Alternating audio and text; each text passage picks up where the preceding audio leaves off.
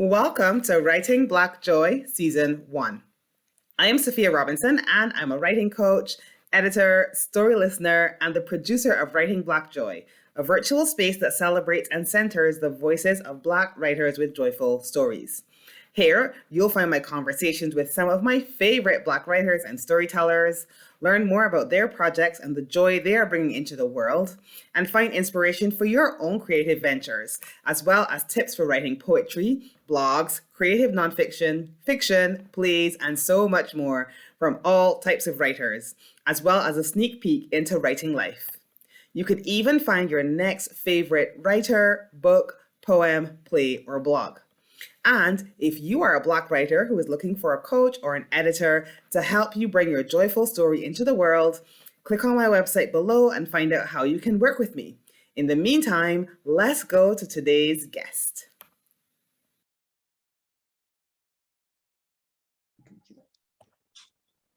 Hi, everyone. Welcome back. Thanks for joining me. And today I have one of my favorite people, Jeff Harry, is with me today. And you can see by his shirt, we have the Caribbean connection. So I'm so glad to have him here and I can't wait for this conversation. I'm just going to tell you a little bit about him. So Jeff combines positive psychology and play to help teams and organizations create psychologically safe workspaces and assist individuals in addressing their biggest challenges through embracing a play-oriented approach to work. I do want to say that he has been selected as a top HR influencer of 2020, but more importantly, he creates the best videos in the entire world. They're downright hilarious. Like sometimes I just sit and watch them because, you know, they're so funny. And you know, I absolutely love his videos. So if you do nothing else when you leave here today, go and follow him on social media and watch some of these videos. They are great. He has loads of wigs and like dresses up, and it's just so much fun. So Jeff's biggest claim to fame is that he makes Lego bow ties. Oh, I used to. Yeah, I used to give these away back in the day. Yeah. And I was fortunate enough to get one with Barbados flag colors. So we bonded straight away. He had sorrel and I had a bow tie that was the Barbados flag colors. So we're friends for life now.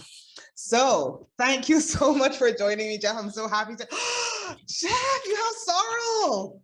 I still have one of your bags. I gotta make one. I'm pretty impressed. Yeah. Oh, I'm so glad. So you have to. Yes. So this is what happens, folks. So thank you so much for joining me, Jeff. Now, first I gotta say I cheated a little bit because Jeff does write, but I don't know if you identify as a writer. Do you identify as a writer, Jeff?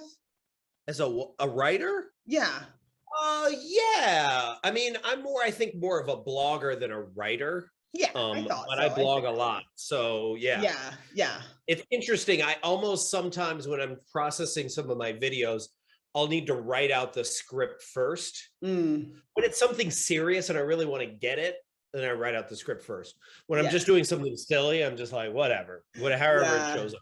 However it happens, it happens. And so, yeah, and I've read some of your blogs, which have been great. And I'm going to link to one somewhere on this page. So if you're on this page, look somewhere here and you'll find one of Jeff's blogs somewhere along here. So that's great. So tell us a bit about your writing and also your content creation. Like, let's not stick to writing strictly because I know I love, you know, the thing I love about you so much is your videos. So tell me a bit about your journey as a writer and, you know, these videos that you make, creating these videos. Yeah. So the process for me is like, you know, when you wake up in the morning and you're like, ooh, like I need to express this thing, right? And that like, and it just, and what happens, and Elizabeth Gilbert talks a lot about this because she like studied like Irish folklore and Greek, you know, like, I don't know, history, and found that in those cultures and probably other ones as well, genius like visits you,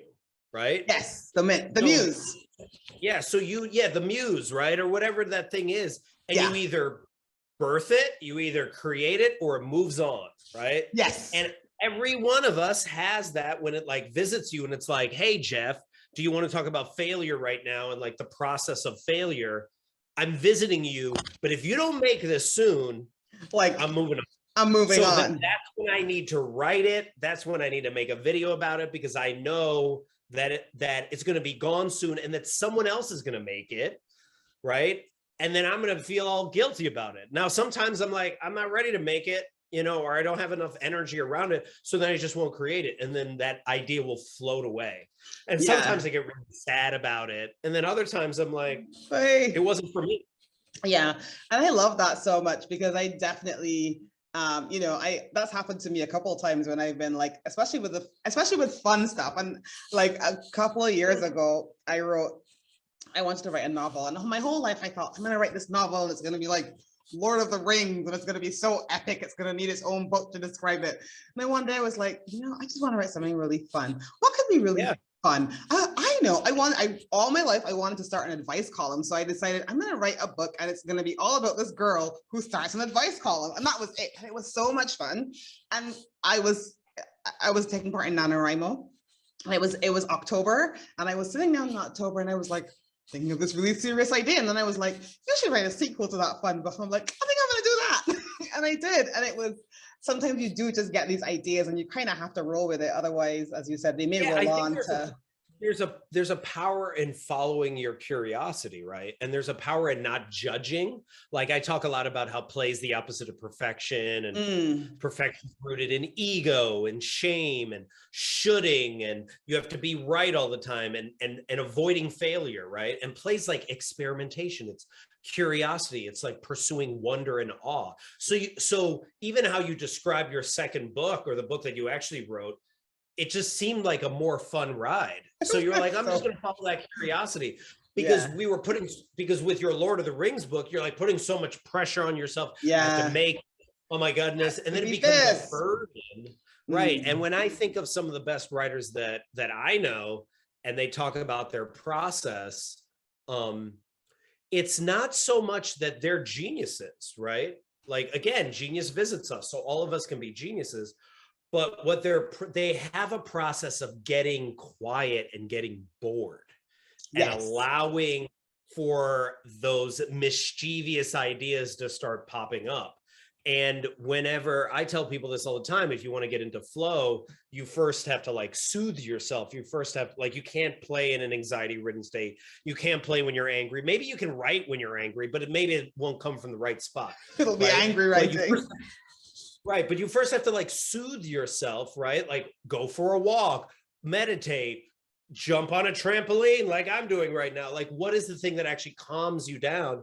And then really allow yourself to get bored, which I mean by that is like, stop looking at emails, stop consuming social media, stop looking at Netflix, stop watching YouTube. And I'm not saying forever. I'm talking about like 30 minutes, right? 30 minutes to an hour, like a day, which is like, most people are like, oh my gosh, that's so long. We're on our phones 5 hours a day, right? But when you allow yourself to get bored, all of a sudden those mischievous ideas from your inner child start popping up, and they're like, I got this new story that I want you to write, or this new idea that I want you to make. And then you follow that curiosity, and when you make it or you write it, you let go of the results, right? That it's not even about whether it's going to be good or not. You just want to get it down on paper because you're like, I just need to get it out into the world.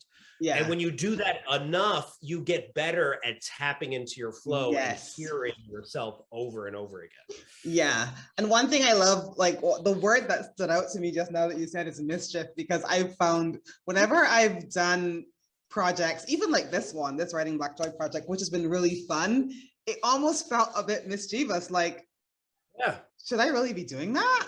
And but also like, totally, like do it. And so I think sometimes those are the ideas that you kind of even like, sometimes they almost don't even feel related to anything, especially because I work with people who sometimes write for their business, and they're like, there was a client that I still work with sometimes, and I remember, we got together and it was like, she was like, I have this course to go through, blah, blah, blah, blah, blah. And the next week she was like, I think I'm writing an erotica. And I was like, okay, let's do that. And it was so fun.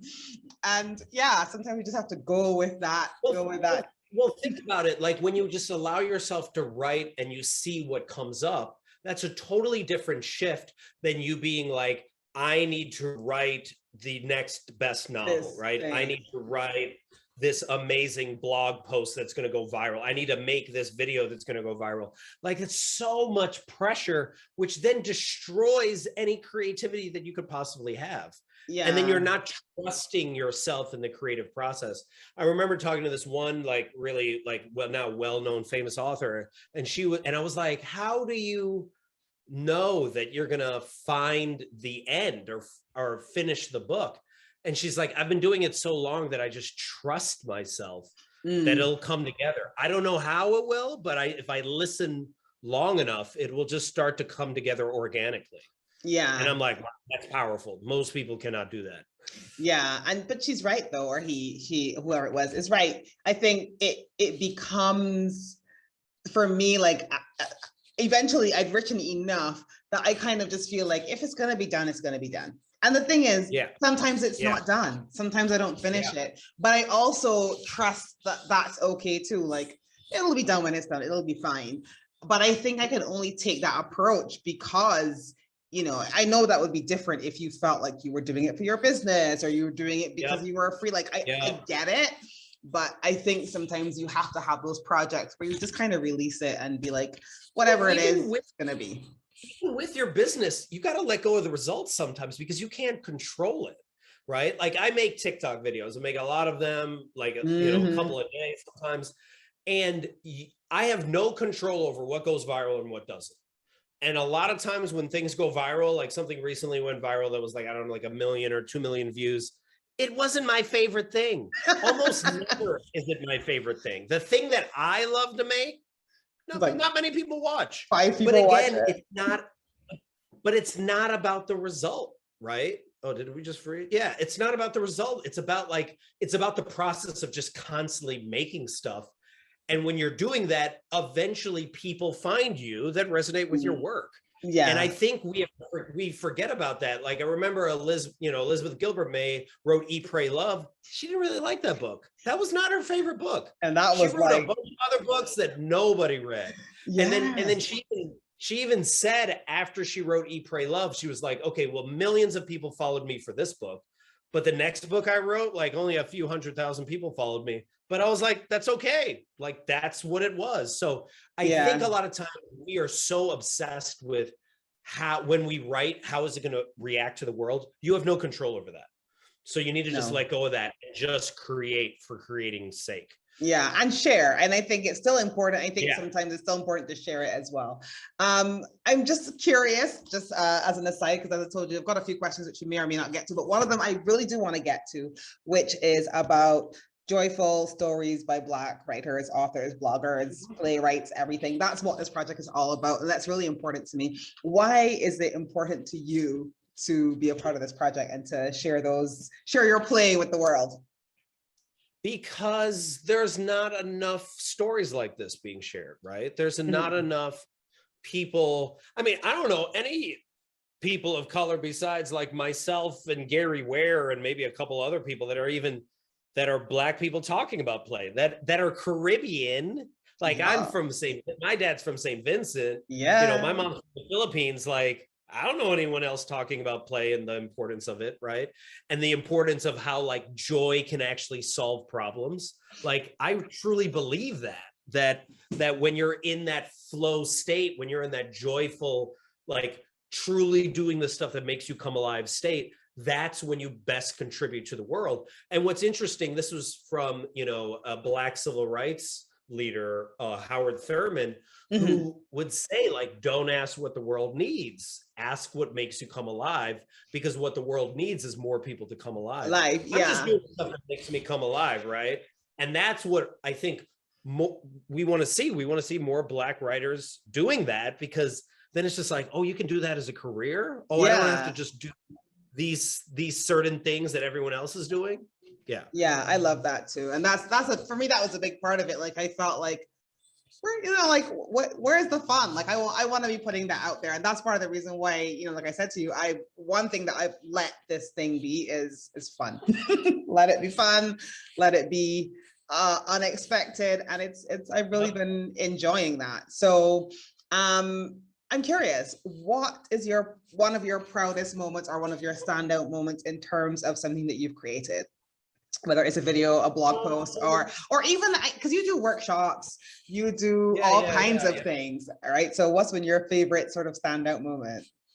Yeah, that's a good question. I mean, if I was thinking from a writing standpoint, it was, I think I wrote a blog post not that long ago, and I was like, I don't know if I was really vulnerable in it, but it, like, I really felt like, I captured like who I was in the blog post. And then I totally forgot that it existed. And then somebody found it. And then they referenced it. Like, I don't know, it was like in a podcast or something, but they referenced it. I was like, oh my gosh, like, you read that? Like, I had forgotten that I even wrote that. So that was real. And that happened. The reason why I bring that up, and I'm a little vague about it, is because that happens a lot, whether that's a video I'm making or something I wrote. A lot of times you don't know who's paying attention. Like, you have no idea who's paying attention. Another highlight, I run a workshop called Dealing with A-Holes at Work Through Play. And I did this with my colleague, Gary Ware, right? And we went to Australia to do it. And when we ran it, in the middle of the workshop, all these Australians, right? People started laughing, and then they started crying in the same workshop. Wow. And then they realized they weren't the only ones that felt this way. They weren't the only, because we were talking about who has quit their job because of a toxic person, and it was predominantly women in there. And they were like, so many women were like, yes, I totally did. And then there was this one white white Australian guy. And he was like, I have as well. And they were like, what? Like, you entitled white guy? Like, really? And then they bonded at that moment. And it was like, whoa, we are making this reality happen if we're not here. And I think about that more and more with my work, with like, I don't know when I'm going to die, right? But that's why I'm always just trying to create stuff to put like a different energy out in the world, and whoever hits it, right? And that's kind of like how I want to create all the time. It's just like, if I only had like a few days to live, what would be the thing that I would want to say to the world, right? We have that opportunity every day. So how are you going to show up? Yeah, I absolutely love that. And I obviously I've never attended the Dealing with A-Holes at Work Through Play, but I have attended the Inner Critic workshop, which is utterly hilarious because everybody I've had breakthroughs running that workshop. I just ran it this week, and it was just like watching people, just watching people go through stuff. And then realizing that they don't have to be mean to their inner critic, that it's just like a hurt part of them that they just need to like give a little bit more attention to. Yes. I'm all about that. That's the transformational play that I'm trying to do on a regular basis. And I love, like, my inner critic is Brie Vandekamp. Anybody who hasn't watched Desperate Housewives, go and watch it. And it's always like, even this morning, it's kind of like, why haven't I done 10 million things by 9 o'clock in the morning? Like, you should have done this stuff, And it's just like, but sometimes having that, almost that personalization of it kind of just makes me laugh, like, Brie, there we go. Right. And it just makes such a difference. So I do love bringing that sort of lightheartedness, which you bring to everything. And then the other part that I think of also is just like, when have you created from a magical creative place when you guilt yourself, right? Or when you shame yourself? So like, why do we continue to use these techniques to like motivate us to write when it just makes you feel really bad, and then you don't write from a place? Yeah. Yeah, that is like, so. I should have wrote 20 pages a day. Who cares if you write 20 pages? Like, just like have fun, and maybe you write one amazing like paragraph sentence, and that changes the whole thing. Yeah, right. Yeah, I love that so much. What do you find difficult? Because I mean, sometimes I think, so I look at you and I'm like, Jeff must, things must be easy for Jeff all the time, because he's always having fun. No, it's not easy. I mean, I go through the same doubts as everybody else, right? Like, I'm making a video now. I don't fully have it in my head yet, but it's about this idea of like authenticity, right? People freaking always talk about authenticity. What is that? Like, what? Anyone that is saying I'm being authentic, at the moment they say I'm being authentic, they're being inauthentic. It's just like, it's that like superfluous, right? Like, it disappears. Did I? No, I'm still here. Oh yeah. Yeah, and I agree with you. Like it's one of those Okay, things. yeah. That, yeah. So I sometimes have to ask myself when I'm making a certain video or making a certain, like, I don't know, like piece of writing, who am I writing this for right now? And is it for them or is it for me? Because I know when I write things or make things for others, because I want the likes and the shares and the praise and the ego. And I'm like, oh, I hope you like this. And other times when I write from a place of like truth, and I'm just like, here, this is, I don't really care how you feel about this. This is just me expressing myself. So like exploring that is be worth it. Yeah, looking at your motivation for things. How long does it take you to make like a 2-minute video? Because I sometimes when I see all the the costume changes and everything, I'm just like, do you spend all day doing this thing? I'm just Probably curious. like 20-30 minutes, sometimes What? longer. I made a dance video the other day that was like, that I worked on for an hour and it was 9 seconds long, like, so a lot of people, again, don't see it, the behind the scenes. Like, look, like I have my little thing right here. I have like, you record over and over again. I recorded this failure, and I feel like a hypocrite when I made this, but I recorded this video about failure and processing failure and how important it is. I must have recorded that like 10, 15 times, talking about failure. So like, we forget, man, like 10% is on Instagram and the other 90% no one knows about. Is absolutely not. And yeah. then we measure ourselves based off their perfection or whatever, their thing versus like what's happening behind the scenes. And it's just like, dude, my place is a mess. Like, I don't have my shit together all the time. Like, I'm just figuring it out just like everybody else. Yeah. And I think that's the thing you have to remember. Like, I think it's easy to look at people on social media and think like, I want that life. I want that life. And like, you know nothing about that life. That life, you're only seeing like this much of that life. You don't know what's happening the rest of the time. The other thing I will say, I was speaking to a friend of mine and who works with a lot of influencers. And I was like, is it just me or the people that I meet that have the largest followings are the most insecure? And she's like, that's absolutely how it is. Wow. Like, so crazy. I think a lot of times we think someone that has like 2 million followers or sold a best-selling book just has their stuff together. Dude, a lot of times they're not grounded because they're like, because stuff has gone viral for them or whatever, they have to constantly meet this demand. And it can almost, the idea of going viral or whatever it is, or getting something that, that is best selling almost gets you more away from who you are. Yeah. Because then you're like, what do I need to do to please this, to achieve this thing, community again, instead of being like, how do I just make what I want to make? Yeah. So I always remember there's a book that I read years ago by Jen Sincero, and she said she wrote this first book and it was like surprisingly just took off. And when she had to write her second book, she was out in the garage in her dressing gown on the ground bawling because she was just like, how am I supposed to follow that up? And then eventually she was like, maybe I don't follow it up. Maybe I write what I write and we see what happens. Because the truth is sometimes that, like, it's that pressure of like, oh my gosh, it has to, now everything I do has to be amazing. Nothing can be mediocre. Then it kind of almost puts pressure on you. And I feel like then you almost disconnect from why you're doing it in the first place, because you're trying to like make it into this thing with this result, which, like you said, you don't really have any control over that result anyway. So every time I have a viral video, now I do this technique where then I make a really crappy video right after that I want to fail.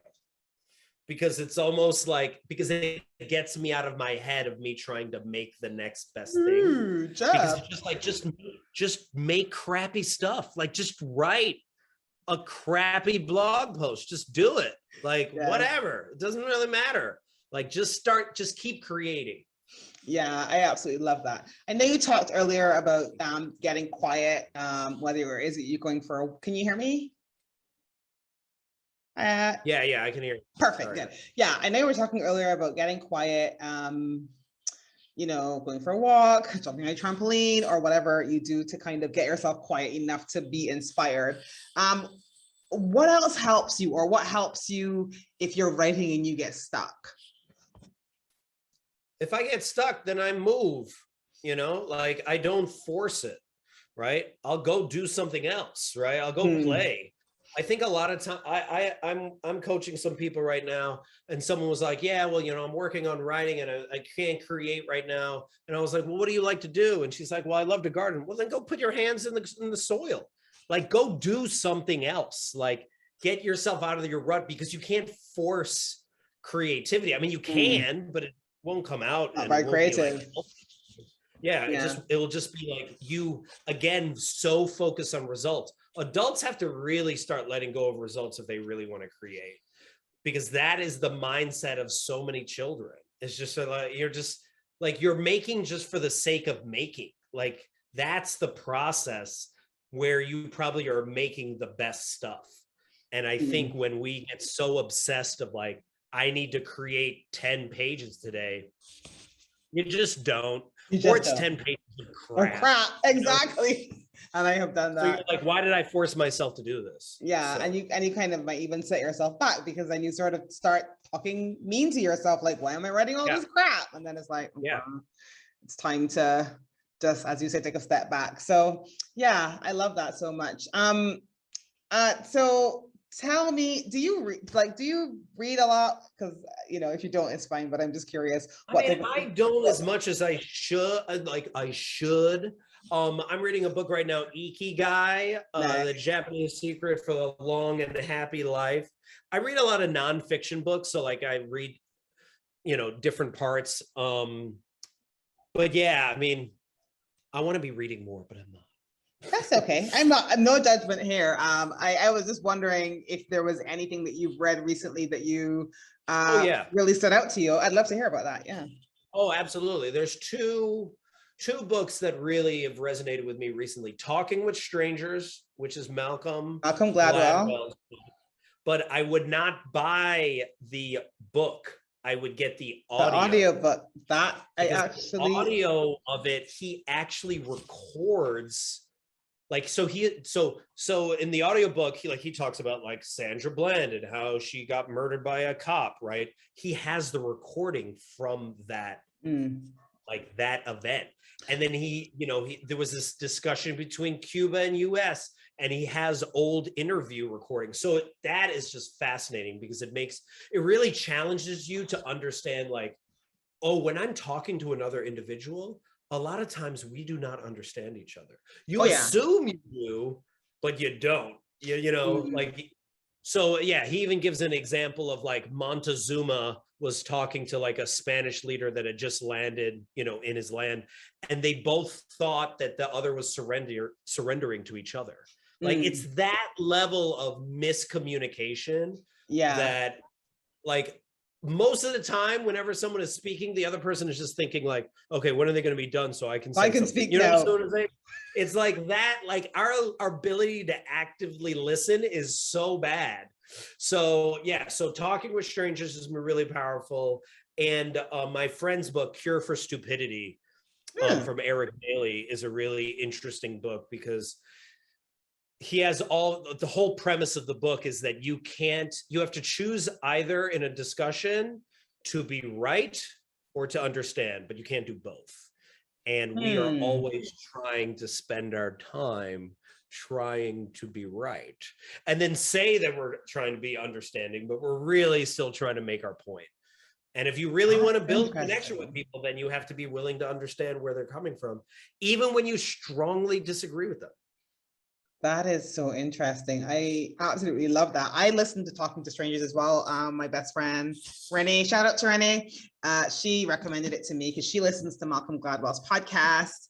And she was like, it's like a podcast, but it's like 5 hours long or whatever.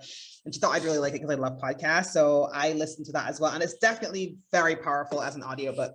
So I would also recommend that. I had a really long feedback that I was going to send Malcolm Gladwell this email. And then I was like, geez, I'm not gonna bother. I enjoyed the book. Let's move on. Hey, So I mean, make a video if you feel inspired. The other thing I recommend, and this is just a podcast episode, but a discussion between Priya Parker, Art of Gathering, and Brene Brown. Oh my gosh, dude. It's like a two-parter. And the second part, Priya Parker is like someone that like talks about gatherings and meetings and how are we going to bring people back to work and everything. The second part of that podcast, she analyzes a meeting that Brene Brown has with her team and just broke it all down of like, why are you even having this meeting? What's the purpose of the meeting? You start to realize all this stuff. And you also then realize like Brene Brown doesn't have it together either. Like we're all freaking figuring this out together. So yeah. I awesome. love that so much. I like that. There's a book that I read. I'm going to see if I can find the name of it. So I might circle back to this in a couple of minutes. But there's a book that I read, and the thing I liked about it is that it's called Cassandra Speaks. I can't remember the name of the writer, but I'm going to put it in the notes for this conversation. But one thing she talks about was doing this experiment where she purposefully went to speak to people who she disagreed with, or who's like they had different schools of thought, different ethoses, and they purposely sat down to have these conversations. And the aim of it is to listen, because you're not the aim, like she had a list of aims. It's not, you're not here to change this person's mind. You're not here to try to bring them around to your sort of way of thinking. It's like you're just there to understand. And she said it's so, what was interesting is that a lot of the time people are more similar than they realize. Yeah. And so it's like they actually want really similar things, and they just have really different ideas about how to bring those things about. And so when you have these conversations, you change your mind, or not change your mind, but you change your view of what is possible to bring about this ultimate result that you both actually really want. So that's one I would definitely recommend for that. And so many, I love that book. And a play mentor of mine, Kevin Carroll, he wrote a book called A Red Rubber Ball, awesome book. But he would always talk about, what kind of conversation do you want? Do you want a transactional conversation or a transformational conversation? And transactionals are all about like exchanges and trying to be right all the time. And transformational is not even like I'm trying to transform this person, but I'm also trying to transform myself, and we're like co-creating together. Like what we're doing, where we're like, oh my gosh, oh my God, oh, I love this. And then all of a sudden you realize something different about yourself simply because you had this conversation, right? Those are the ones I'm looking for. Oh, definitely. And I have to say, I always have those conversations when I talk to you. So I'm so glad that you're here and we can share this with my audience. So coming down to the end, what would you tell somebody now? It's either a prospective writer or just somebody who feels like they want to create something that, they're kind of afraid to create.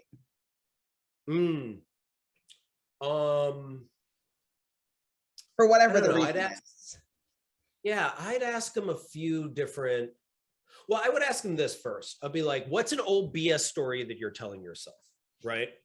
Like, what's a limiting belief story? And I'll give you an example of from me, right? So back in March of 2020, I hated making videos. I didn't like them. Like, I hated how I sounded. I hated how I looked. I just hated it. And I made this excuse that I was like, I don't have time. Like, I have no time to make videos. And then March 15, 2020, there was a lockdown and I was in Chicago. So like, it was like, guess what, Jeff, you have all of the time. Nothing's happening. You know what I did during that time? I binge watched Netflix. I watched YouTube. Like, I did everything else but make videos. And then after like 2 weeks of just piddling around, I finally was like, let me just make one. Like, I mean, no one's gonna watch it anyway, but let me just make one. And then I made another, and I made another, and that it gave me the bravery to stop hopping on podcasts. And then by I guess like June of this year, I had found that I had now been interviewed on over 150 podcasts, and I had made over 400 videos. Yes. And it was all because I did the thing that was scary. Like, I jumped into this world of uncertainty, because like that is what play is anyway, right? Like, what is play? Like, you know, when you leap into that uncertainty, it's fear. What's fear? False evidence appearing real most of the time, right? Most of the time, So it's yeah. just like, okay, let me see what it's like to do this leap, and then just feel if it's that scary. Oh my gosh, it wasn't that scary to write that one paragraph. Let me write another one. Oh my goodness, it's not that bad, right? But then I think the other thing that I would say to people, and I might have said this to you before, but have I ever told you about the Good Will Hunting? You might have told me, but you can tell our audience. Okay, so I'll tell the audience, like, so, you know, in Good Will Hunting, you know, for anyone that hasn't seen the movie, great movie, you know, Matt Damon's a genius and he can do whatever he wants, right? He could have any job as an actuary, as like a genius at any like think tank anywhere, right? And his best friend Ben Affleck is like a construction worker and not smart. And they're working construction at the end of the movie. And Matt's, you know, or Ben asks Matt, the genius, when are you going to take one of these high paying jobs? And Matt's like, I'm not. And Ben's like, what are you talking about? And he was just like, oh, you know, I'm just going to do construction with you. And we'll like raise our kids next to each other and take them to Foley Field and watch them play baseball. And like, that's just what we're going to do. And Ben turns to him and he goes, if I see you here in 20 years, I'm going to kill you. Like, I'm literally going to kill you. And Matt's like, what are you talking about? What, I owe it to myself? And he's like, no, F you, dude. Like, you owe it to me because I'm going to be here in 20 years and I'm okay with that. But you're sitting on a winning lottery ticket and you're too scared to cash it in. And like, that is what your writers, everyone that's listening to this, is sitting on. You are sitting on a winning lottery ticket. You are sitting on something that no one else can make. No one else can write in this way. No one else can interpret the world the way you are. And what are you going to do with it? And it's not about you cashing it in for you. This is not about you, dude. This is about the idea that if you write and speak your truth to power and do the thing that makes you come alive, it's going to give bravery for someone else to do the same, right? Yeah. It's going to give them permission because, again, like I said earlier, you don't know who's paying attention to you. You could inspire your spouse, your kids, you know, someone that you haven't spoken to in forever, but they're watching you. And when you actually are willing to do the thing that scares you, not only does it release you to be able to play and go on an adventure, but you're giving permission for all these other people to also go on that adventure. So the question then I would ask your writers is, yo, are you ready to cash it in and show up? Are you ready?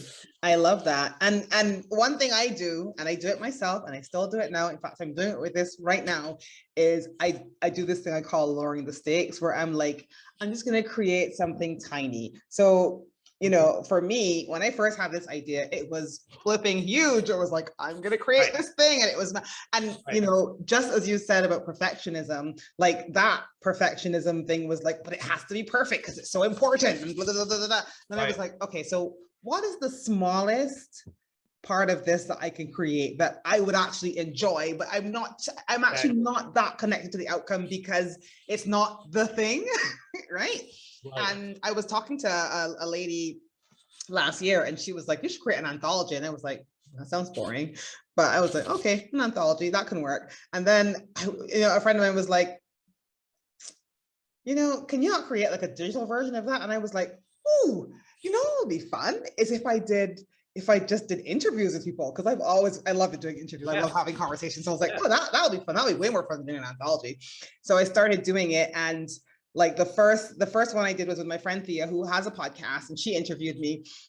And the second one I did, I showed up, and the lady who was interviewing, she showed up and she was like, aren't we doing video? And I was like, sure, we're doing video.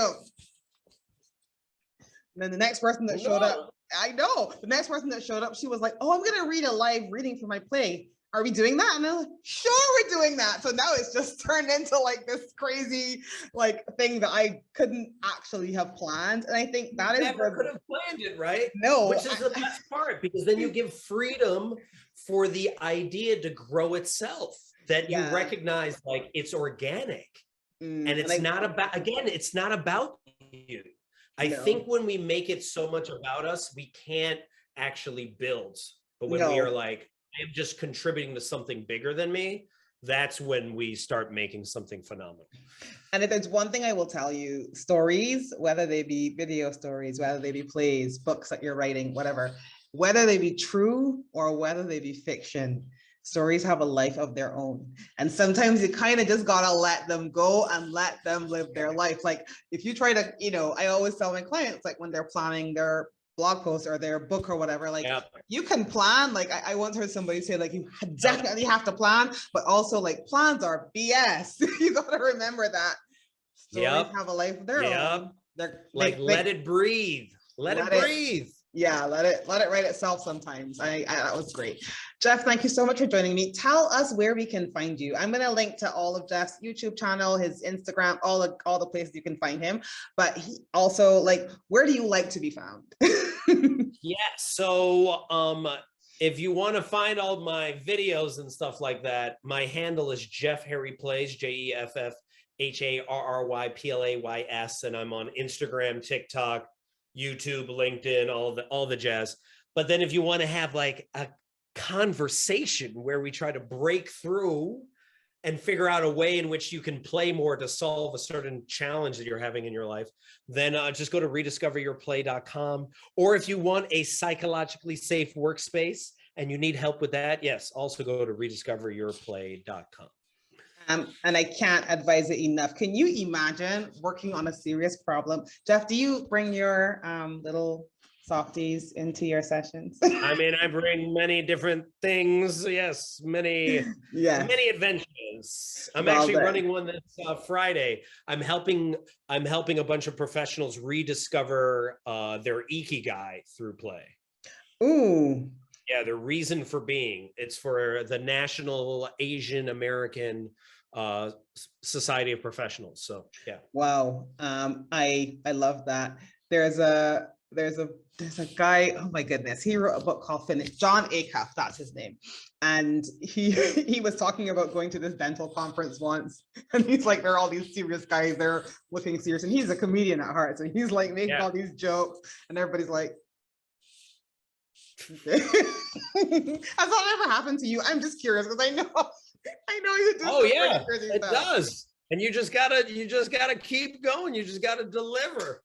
I was doing a presentation, like I think it was this weekend or something like that, and it was supposed to be big, and it was like, I don't know, it was just a few people, and I was like, I gotta bring the same level of energy, like I'm speaking to 1,000 people. So I love it.